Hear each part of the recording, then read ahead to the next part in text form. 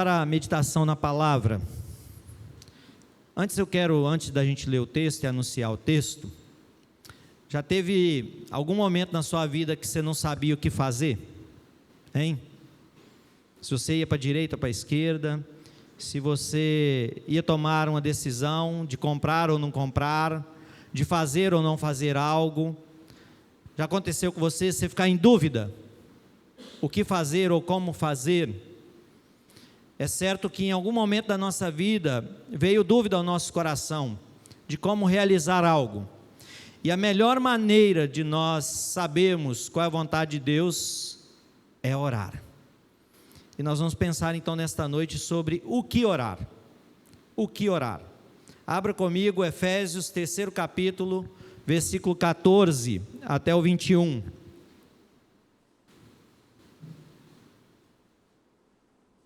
Efésios 3º capítulo, do versículo 14 a 21. Eu lerei os pares e a igreja lerá os versículos ímpares. Efésios 3º capítulo, versículo 14 ao 21. Eu lerei os pares e a igreja os ímpares. Diz assim a palavra do Senhor: Por esta causa me ponho de joelhos diante do Pai,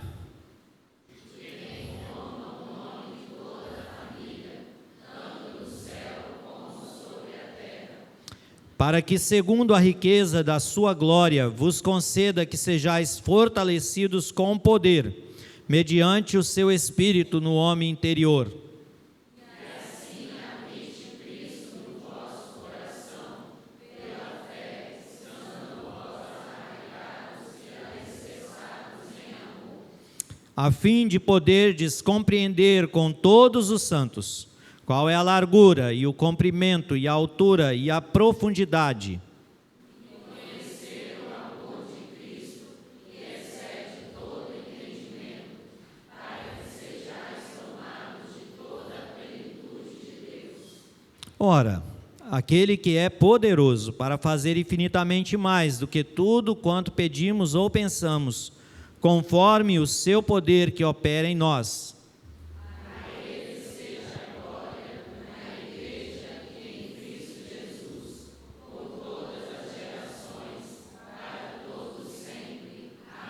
Amém.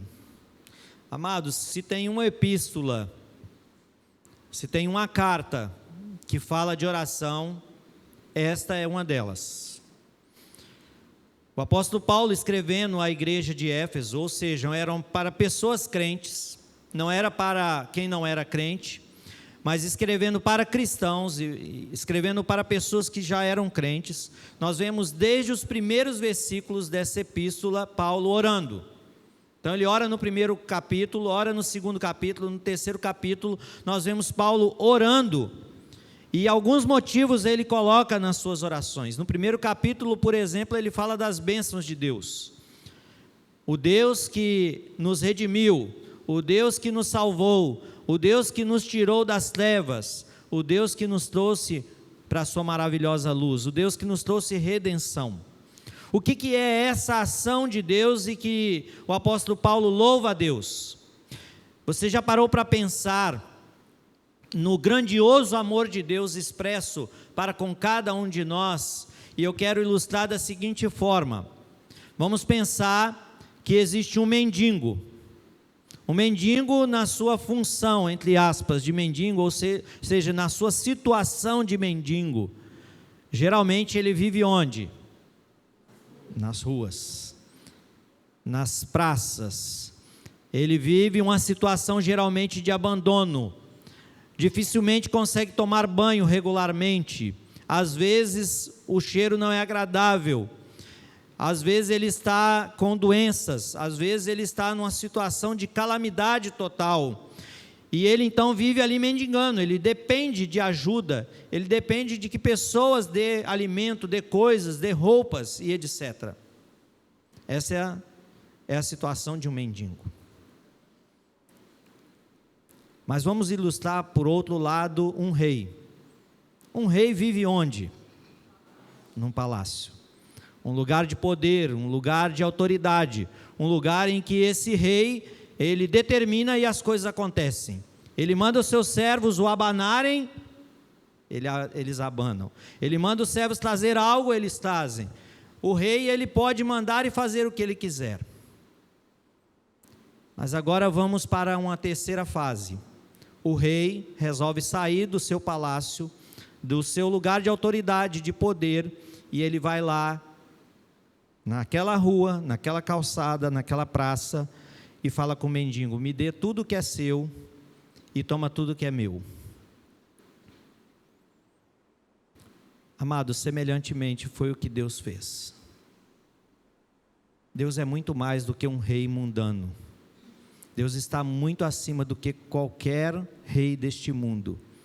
Deus governa muito mais do que um palácio. Mas esse rei todo-poderoso, ele abriu mão de sua glória e veio e tomou o lugar do mendigo. E quem é o mendigo? Eu e você. Nós somos os mendigos. Por isso Paulo começa a epístola louvando a Deus, bendizendo o nome de Deus, porque esse rei todo-poderoso veio e tomou o lugar que era meu e seu. Nós dependemos de tudo. Se Deus tirar a mão de nós, o que será de nós?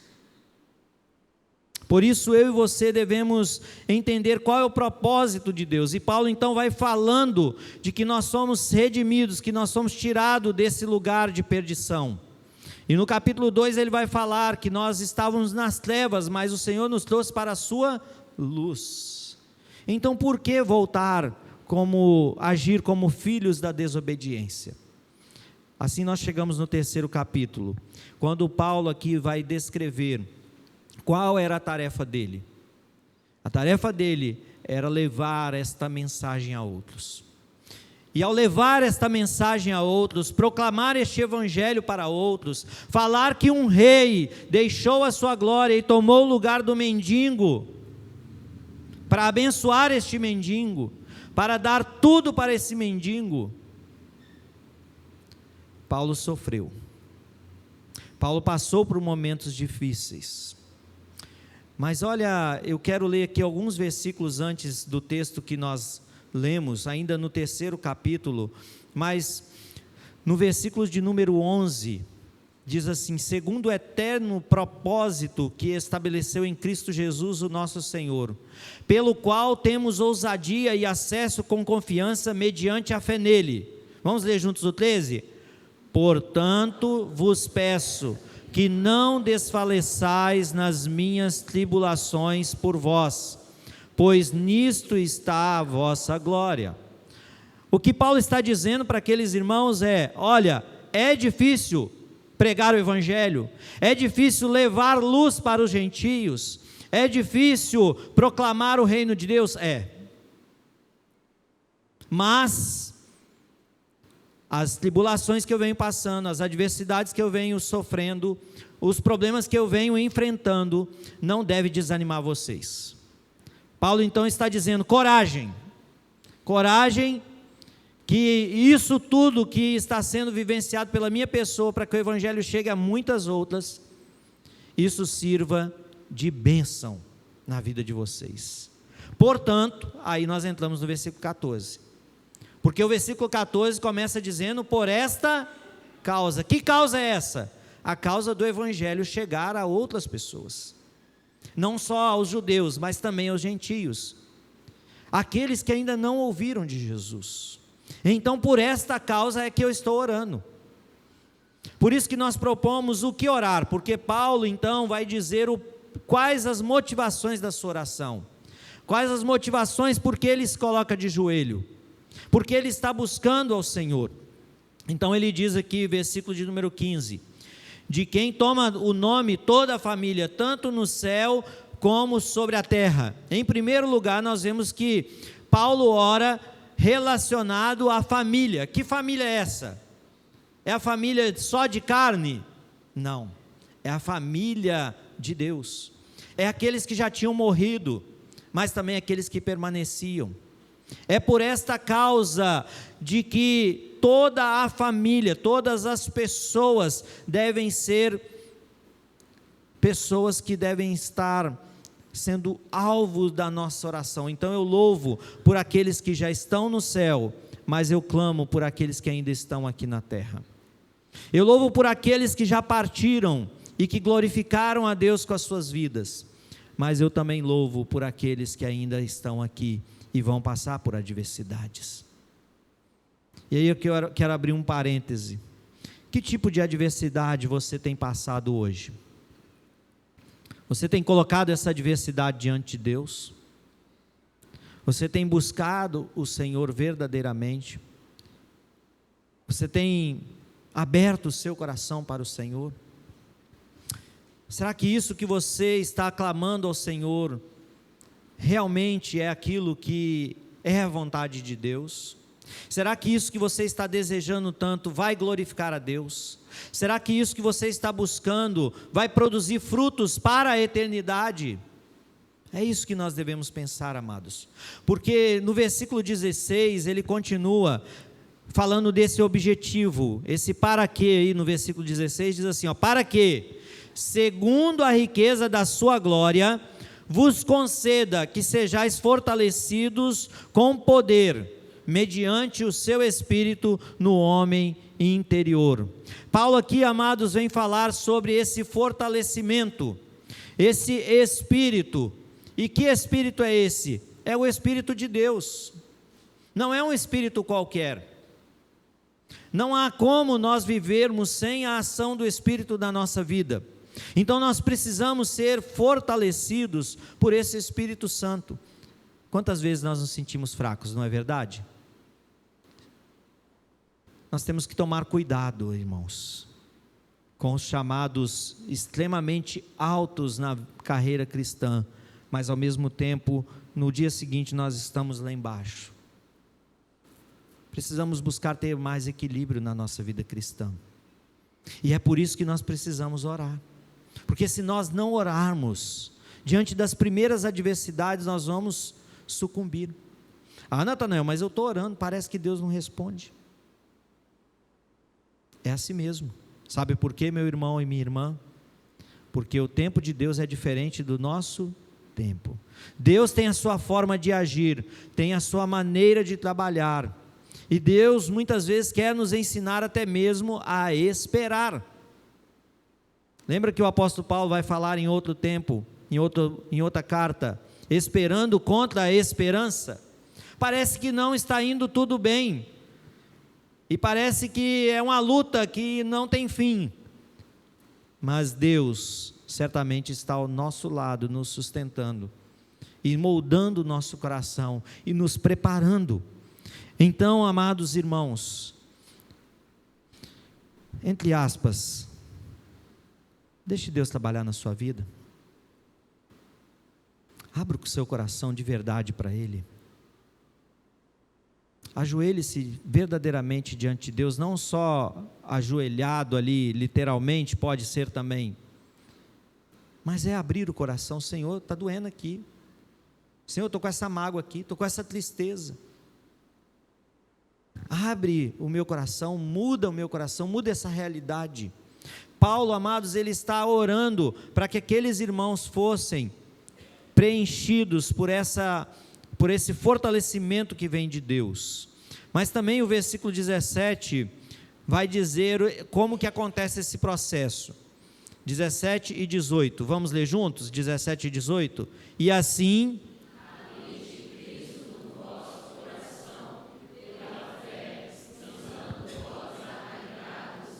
alicerçados em amor, a fim de poderdes compreender com todos os santos qual é a largura, o comprimento, a altura e a profundidade.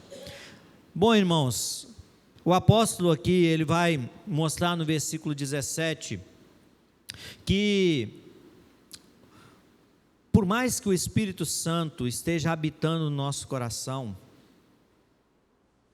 e todo cristão que aceita o Senhor Jesus, que reconhece o sacrifício de Jesus, que reconhece o seu pecado, que reconhece que Jesus é o único que pode nos levar para o céu, nos transformar de pecadores em santos, ele já tem o Espírito Santo. Ele recebe o Espírito Santo. Mas em vários textos da palavra, vai nos alertar quanto a algumas atitudes que nós devemos cuidar delas. E alguns alertas a palavra de Deus nos traz. Por exemplo, não apagueis o Espírito. Em outro trecho, a própria palavra de Deus vai nos dizer: não vos embriagueis com o vinho, mas enchei-vos do Espírito. Então são duas ações, por exemplo, que eu e você devemos tomar cuidado e agir em relação ao que a palavra está nos dizendo. Eu e você não somente precisamos ter o Espírito Santo, mas nós precisamos ser cheios do Espírito Santo.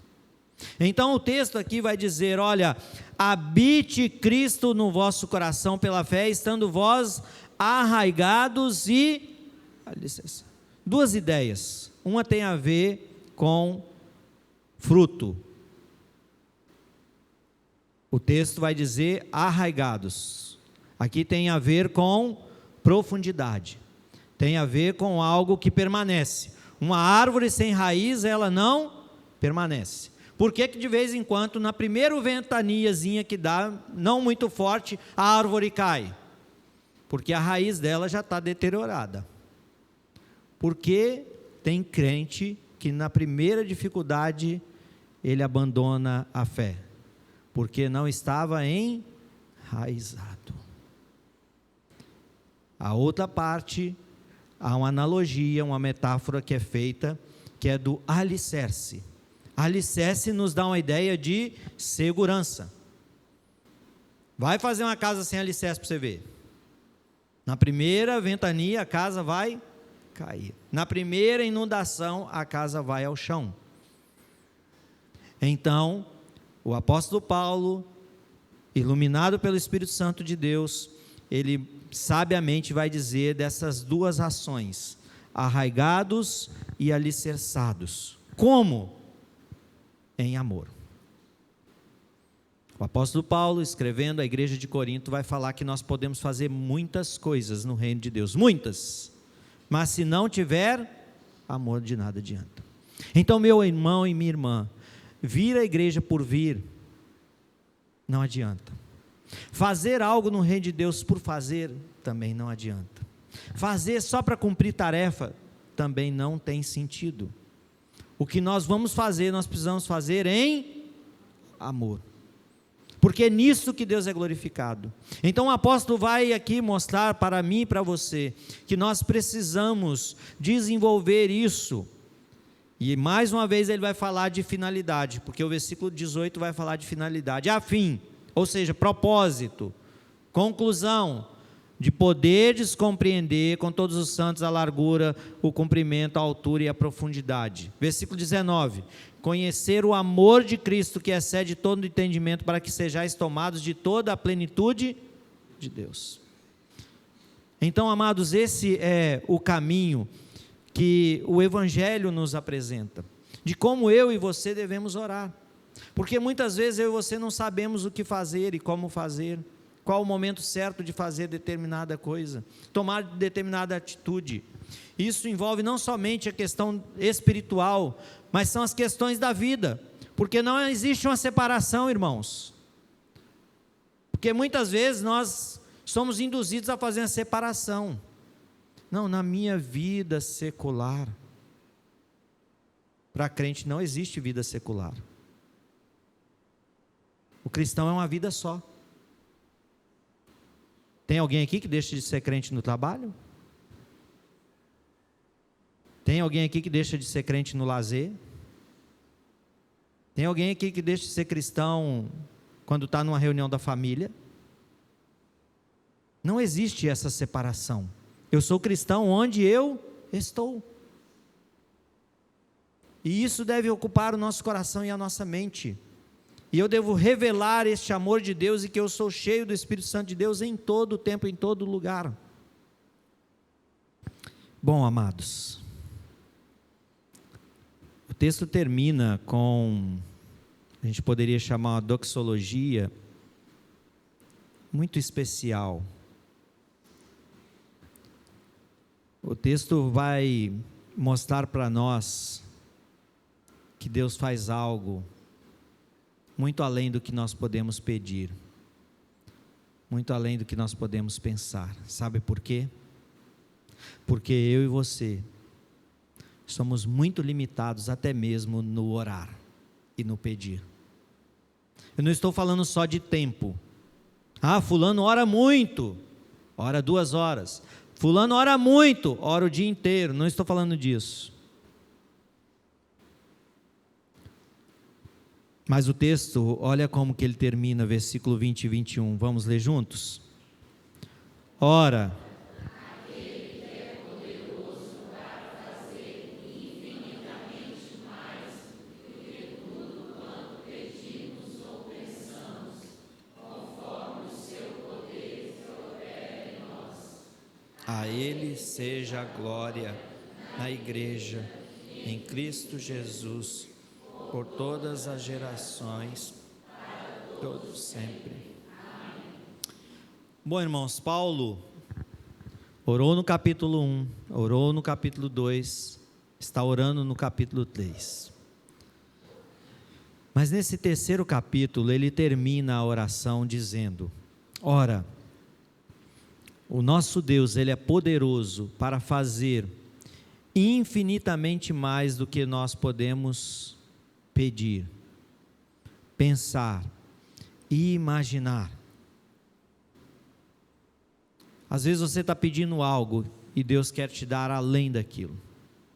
Às vezes você está pedindo algo e que vai te atrapalhar, vai ser algo prejudicial para você ou para alguém. Às vezes nós estamos pedindo algo a Deus que não é aquilo que vai glorificar a Deus, não é aquilo que vai abençoar pessoas. Então eu e você precisamos entender como orar. E Paulo então nos ensina esse caminho, dizendo que eu e você precisamos nos encher da plenitude de Deus. Senhor, que eu seja cheio, que eu seja pleno do Espírito Santo do Senhor. Porque assim eu vou saber o que orar e como orar. Eu vou saber como eu vou buscar o Senhor e que tipo de oração é que vai agradar o coração de Deus. Porque Ele vai dizer que por mais que eu busque a Deus, por mais que eu ore a Deus, o nosso Deus é poderoso para fazer infinitamente mais do que pedimos, do que pensamos. Sabe por quê? Por causa do seu poder. Pensa em alguém que é poderoso. É o nosso Deus. O nosso Deus pode fazer qualquer coisa. Nosso Deus não está limitado por forças desse mundo. O nosso Deus não está limitado por pensamentos deste mundo. O nosso Deus não está limitado ao tempo. Nosso Deus não está limitado a nada que exista nesse mundo.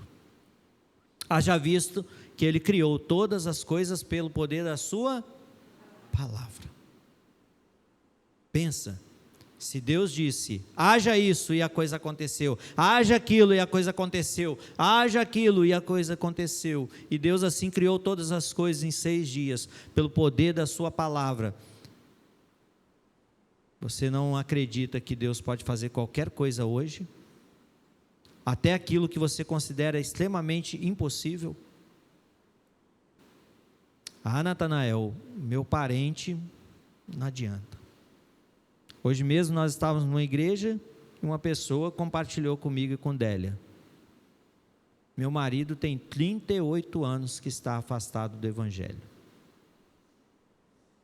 38 anos. Talvez você tenha um parente que está afastado do Evangelho. Talvez tenha alguém que você já orou por ele e acha que nunca ele vai se converter. Talvez tenha alguém que você considera perdido, não tem mais jeito para essa pessoa. Talvez é alguém que está te magoando. Talvez é alguém que está trazendo tristeza para o seu coração. O que Deus está dizendo para mim e para você hoje? Aquele que é poderoso para fazer infinitamente por causa do seu poder que opera em nós. Esse poder vai agir na minha vida, vai agir nas circunstâncias, esse poder vai mudar qualquer realidade. Portanto, Paulo conclui esse capítulo dizendo: a Ele seja a glória. Amados, não tem como nós fazermos nada nesse mundo e achar que é para nós mesmos. Não podemos. Paulo está aqui, o que a gente pode dizer, chamar de imperativo. A glória tem que ser de quem? De Deus. Então tudo que nós fizermos e tudo que Deus fizer, não é para nós. É para quem? É para Ele. Então a minha vida deve ser para a glória de Deus. A minha família tem que ser para a glória de Deus. As minhas atitudes têm que ser para a glória de Deus. Os meus sonhos têm que ser para a glória de Deus. O meu casamento tem que ser para a glória de Deus. O veículo que eu comprar tem que ser para a glória de Deus. Os bens que Deus me proporcionar tem que ser para a glória de Deus. Tudo tem que ser para quem? Para Deus. Então aqui Paulo está dizendo bem claro: olha, você peça, você busque, seja cheio do Espírito Santo, mas tudo é para Ele. A Ele seja a glória na igreja, ou seja, o nosso ajuntamento, a nossa vida, e em Cristo. Por quanto tempo, irmãos? Hein? Todas as gerações, por toda a eternidade, é para todo sempre. É a minha geração, é a outra geração que vem depois, e a outra que vem depois, e a outra que vem depois. E aqui eu quero abrir um parêntese. Como que nós estamos cuidando da nossa próxima geração? Dos nossos adolescentes, das nossas crianças? Será que nós estamos investindo realmente nelas? E aqui eu quero fazer um alerta em especial para os pais, para os avós, para os tios. Satanás está trabalhando ininterruptamente, de forma ferrenha, sagaz, ousada, para destruir as nossas crianças, as expondo a todo tipo de coisa. E cada vez mais essas coisas acontecem de forma clara. Como diz o outro, não vê quem não quer. Mas e eu e você, igreja? O que nós temos feito com os nossos filhos? O que nós temos feito com as nossas crianças? Não entregue o seu filho ao mundo.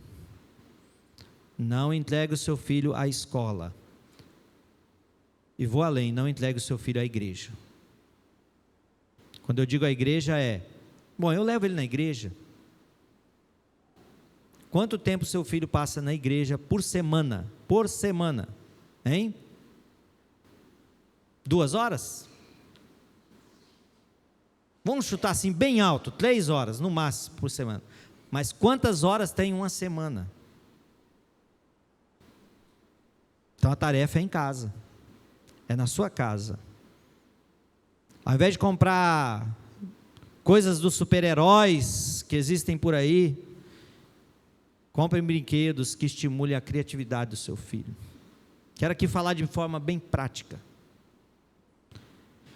Esta oração ela vai se concretizar. Mas a questão é, o seu filho, o seu neto vai estar encaixado nisso aqui? Por todas as gerações, Jesus vai ser glorificado. E o seu filho vai fazer parte disso? Seu neto participa disso? Seu filho adolescente é parte dessa geração? Nós precisamos orar e nós precisamos inculcar a palavra de Deus no coração dessa nova geração. Porque nisso o Senhor é glorificado. Porque o texto diz: a Ele seja a glória na igreja, em Cristo Jesus, por todas as gerações, para todo sempre. Amém. Meu amado irmão, minha amada irmã, eu não sei orar. E muitas vezes eu oro errado. Mas tem um Espírito que intercede por nós com gemidos inexprimíveis. Nos ajuda em nossa oração. Esse Espírito, ele pega a nossa oração, que é meia boca, que é mais ou menos, e muda esta oração, porque o Espírito, junto com o Pai e o Filho, eles são um.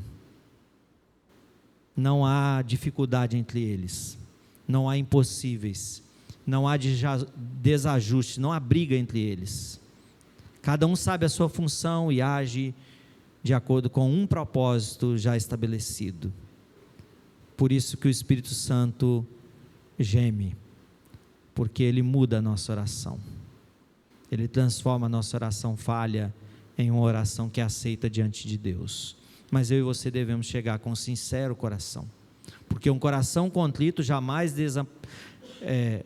desamparará o Senhor, né? Desprezará. O Senhor quer coração quebrantado. O Senhor quer coração que se ajoelha diante dele e diz: Senhor, eu estou em pecado.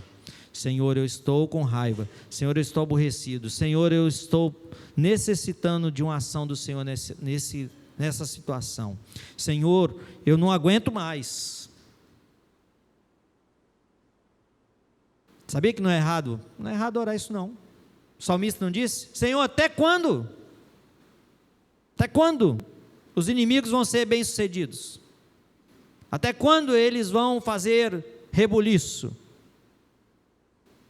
O salmista chega até a conversar consigo mesmo, como se fosse doido, né?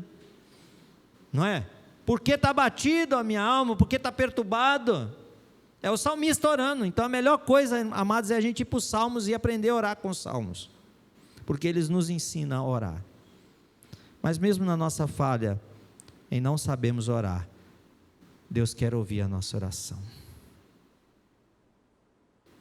Vamos orar mais?